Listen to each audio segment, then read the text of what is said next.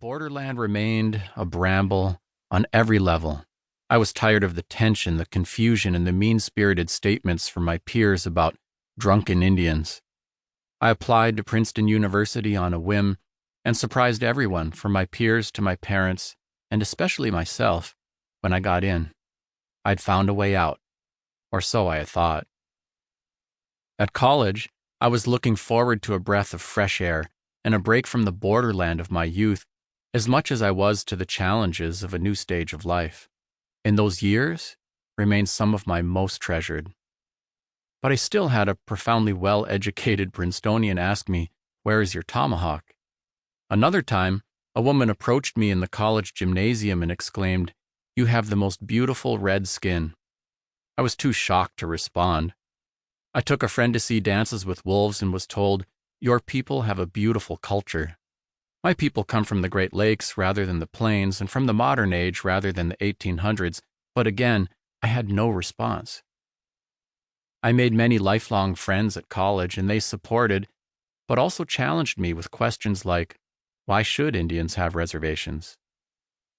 By my junior year, I realized I had not escaped the borderland.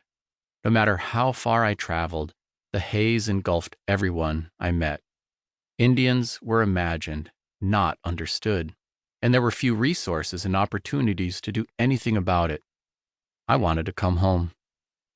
Homesick though I was not going to be another statistic by dropping out of school. I decided to finish college, but started a quest to learn more about myself. I didn't want to run from the borderland. I wanted to understand it better and do something to make it easier for others to traverse. While at Princeton, I heard that a Comanche medicine woman named Barrett Eaglebear was coming to New Jersey from Texas to run sweat lodge ceremonies. The Comanche are from Texas and Oklahoma, and it's a little strange for natives to run ceremonies outside of their home region. I was just smart enough to know that this person could be an imposter, but I was too hungry for a taste of home to care. I drove out to the wooded area where she would conduct her ceremony and found to my great surprise over 50 naked white people standing among the trees, waiting. One man was holding a staff adorned with a pair of deer antlers and chicken feathers. Part of me wanted to laugh because there were 50 naked white people standing in the woods. Part of me wanted to run away. There were 50 naked people standing in the woods. And part of me was furious at what looked like a bunch of white people playing Indian. This was not real. I started to doubt whether Eaglebear was even Indian for allowing the charade. I kept thinking, is this what they think we are all about? Being naive, I opened the car door. I was immediately folded into a tight embrace by one of these naked strangers who was hugging me hard, saying, "I'm so sorry for what my people have done to your people." Awkward.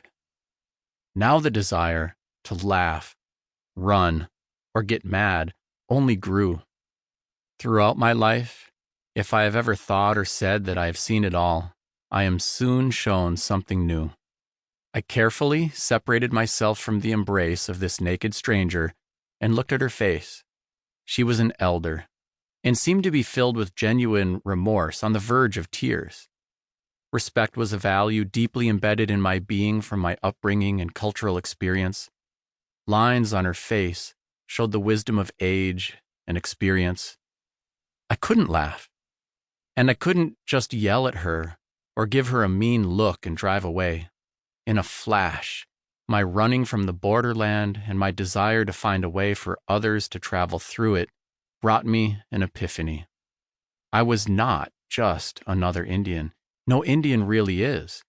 Because we are so often imagined and so infrequently understood, I was, both unfairly and rightly, an ambassador for my people. If the misunderstandings that made growing up Native so frustrating for me were ever to be remedied, I would have to do my part to shine some light on the brambles and clear a path for others.